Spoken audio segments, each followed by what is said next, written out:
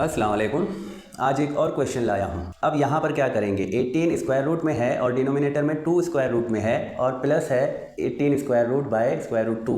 तो अब यहाँ पर देखें, पिछले क्वेश्चंस में क्या था कि हम स्क्वायर रूट ख़त्म करके उसका स्क्वायर रूट लिखते थे। अगर 36 पर स्क्वायर रूट है तो ये इक्वल है 6 के, तो हम फ़ौरन से स्क्वायर रूट 36 हटाकर 6 लिखते थे। लेकिन यहाँ पर ये 18 जो है ये स्क्वायर नंबर नहीं है और ना ही 2 स्क्वायर नंबर है। तो जब कोई non square number square root में है तो हम उसको इस तरह ख़त्म करके उसका कोई नंबर नहीं लिख सकते। तो यहाँ पर हम क्या करते हैं, हम एक एक्सपोनेंट लॉ अप्लाई करते हैं। देखें, एक्सपोनेंट लॉ है कि कभी भी नोमिनेटर और डिनोमिनेटर दोनों पर अगर स्क्वायर रूट है तो आप दोनों को एक ही स्क्वायर रूट में रख सकते हैं, ऐसे करके।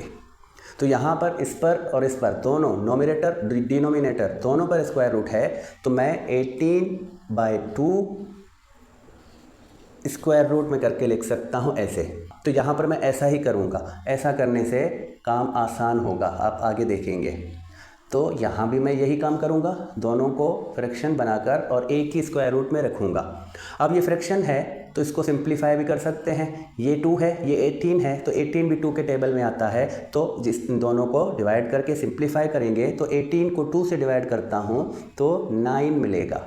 तो यहाँ पर ये 9 स्क्वायर रूट में आया और यहाँ भी 9 स्क्वायर रूट में आता है।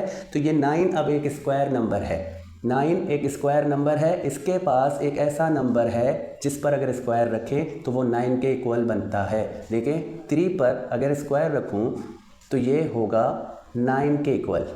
स्क्वायर लगाने से मतलब कि इस नंबर को 2 दफ़ा मल्टीप्लाई करें।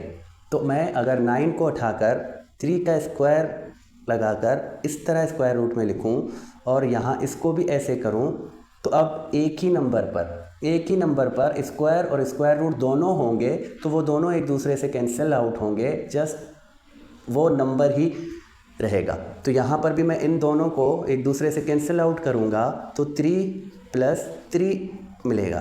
अब 3 को 3 के साथ प्लस कर दूँ तो लास्ट में क्या मिलता है, 6 मिलता है। और इसका अब फाइनल रिज़ल्ट क्या बना, 6 बना। देखिए कितना सिंपल है, जस्ट हमने तरीका समझना है कि अगर वो स्क्वायर रूट नहीं है तो क्या इस तरह करके हम एक्सपोनेंट लॉ यूज़ करके इसको सिंप्लीफाई कर सकते हैं या नहीं। तो ये वाला जो क्वेश्चन है इसको इसी मेथड से ही सॉल्व करते हैं, बहुत इजी मेथड है, बस यहाँ पर हमने एक्सपोनेंट लॉ यूज़ किया। तो इसी तरह के क्वेश्चंस और भी लेकर आऊँगा। अगर आपको वीडियो अच्छी लगी हो तो लाइक करें, शेयर करें, कमेंट करें, ताकि वीडियो को और वजीराई मिले। नेक्स्ट वीडियो में आएंगे, तब तक के लिए खुदा हाफिज़।